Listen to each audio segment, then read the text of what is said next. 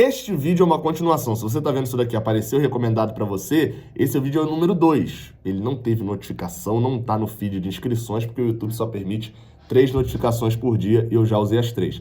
É para comentar a coletiva de Mário Bittencourt. Eu já falei no primeiro vídeo, que é o que teve notificação, que você provavelmente recebeu aí, sobre Marcos Paulo, sobre planejamento de treinador, enfim, sobre vários assuntos.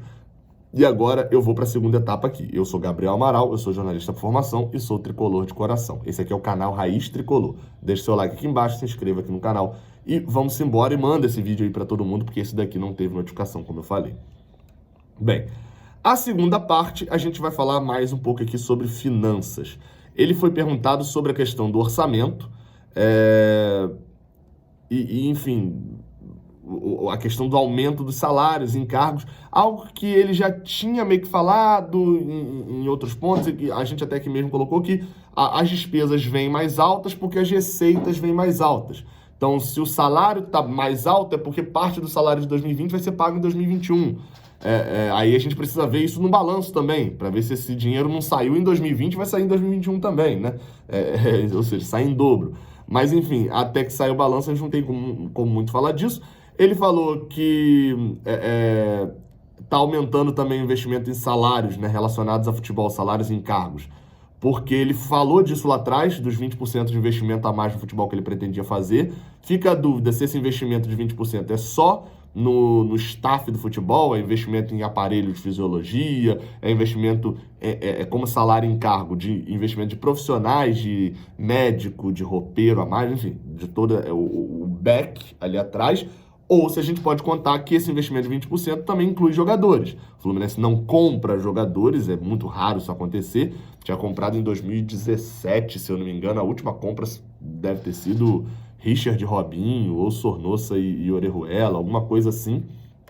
E voltou a comprar jogadores agora com Michel Araújo e Fernando Pacheco, mas não tem nesse prognóstico muita compra de jogadores. Ou seja, aumento no salário seria ou para renovações, com aumento salarial, ou então com vindo jogadores que o famoso vem de graça, né, que só recebe o salário. Ele citou as folhas salariais do Fluminense, disse que hoje são 3 milhões de reais líquidos, né, não é o valor bruto, líquido, de jogadores, ou seja, só a folha de jogadores, 4 milhões e meio com os encargos, ou seja, o quanto que você paga de tributos, né, além do funcionário, porque muita gente não sabe disso, né, se o funcionário recebe R$1.000, para o patrão ele custa R$1.300, R$1.400, ele custa um valor a mais ainda de encargos. E a folha, ou seja, 3 milhões líquida de jogadores, 4 milhões e meio com encargos e 6 milhões contando o futebol inteiro, 6 milhões de reais que é a folha do Fluminense, contando todo esse bolo.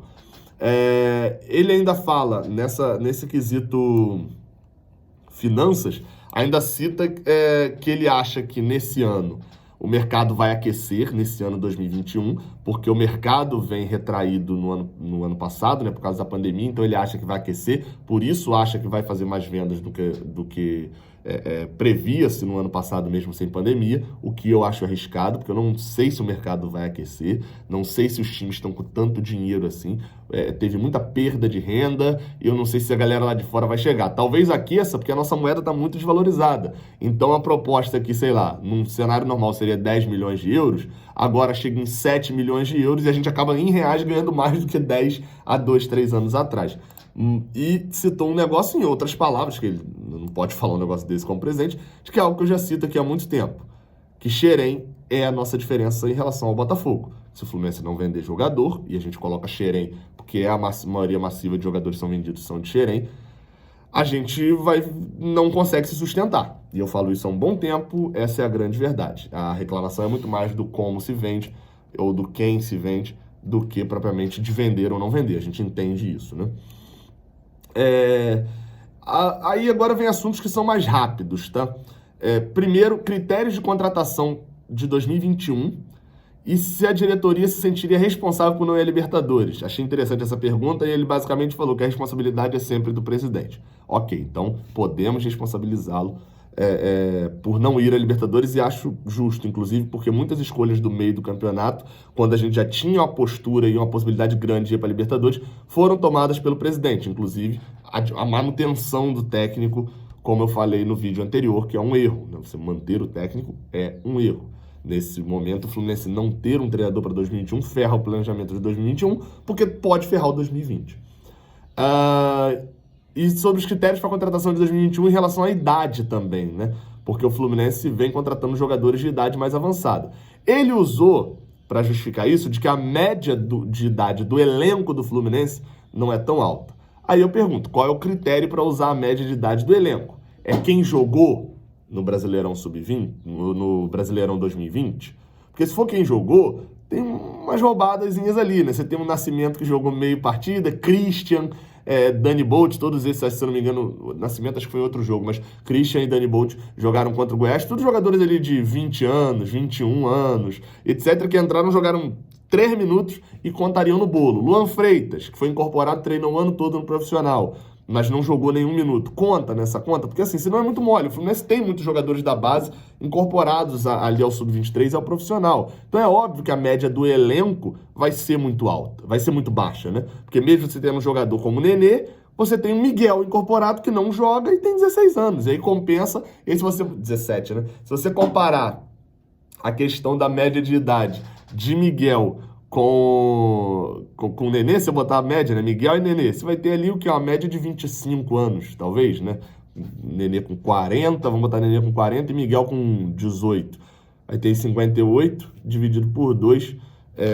Tô igual lembrando aquele meme do fico com 15, né? Mas não, vai ter uma média de 29 anos. Então não seria uma média tão bizarramente alta. Mas ele justifica dessa forma. E aí eu também faço uma pergunta, que é... Ok, ele disse que as contratações cascudas eram para equilibrar o elenco. O problema você tem um monte de jogadores que são considerados verdes e você contrata os cascudos. Quem joga mais? Se você botar a minutagem do Fluminense, eu vou ver se faço essa pesquisa depois, quantos minutos tem jogadores acima de 30 anos e menos de 30 anos, a gente vai ter uma noção de que, de fato, quem joga no elenco do Fluminense vai até botar 29. 29, né? Porque tem uma margem aí para baixo também.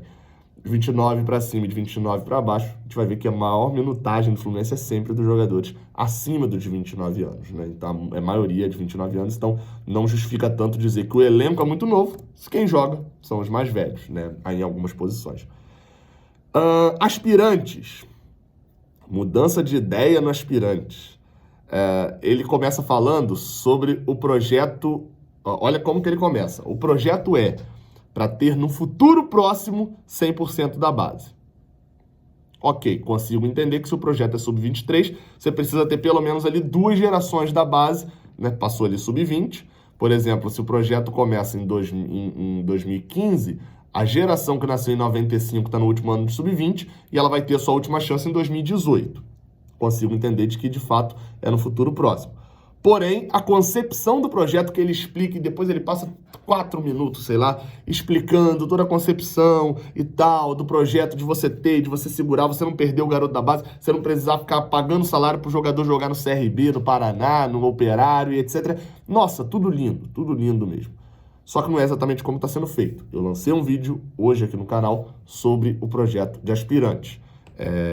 Vou deixar aqui no card, ou aqui no card, nunca acerto isso. E você vai lá dar uma olhada em que eu falo erros do projeto de aspirantes para não me alongar muito aqui. Ele falou que todos os jogadores que vieram de fora vêm de graça com salários baixíssimos e que a folha salarial de todo o projeto de aspirantes custa em torno, ele cita ali 4 ou 5%, mas a gente já traz em reais também, 150 a 300 mil reais por mês. Isso dá um total aí no ano, vamos botar a média aí de 200 mil reais para ficar fácil o cálculo, dá um total no ano de 2 milhões e meio de reais, entre 2 milhões e meio e entre 2 e 3 milhões de reais no ano. É o custo do projeto Sub-23. É aquele negócio, né? Se daqui a um ano a gente tiver, de fato, jogadores que o Sub-23 conseguiu salvar, um jogador que seja vendido por 10 milhões de reais, ou seja, 2 milhões de euros, já valeu a pena. Mas tem que funcionar o projeto. Tem que funcionar o projeto do jeito que ele foi concebido e não do jeito que ele está sendo gerido agora. Com contratações, trazendo o tempo todo jogadores de fora. sem ter Lucivica da Angola, sem explicação até hoje, né?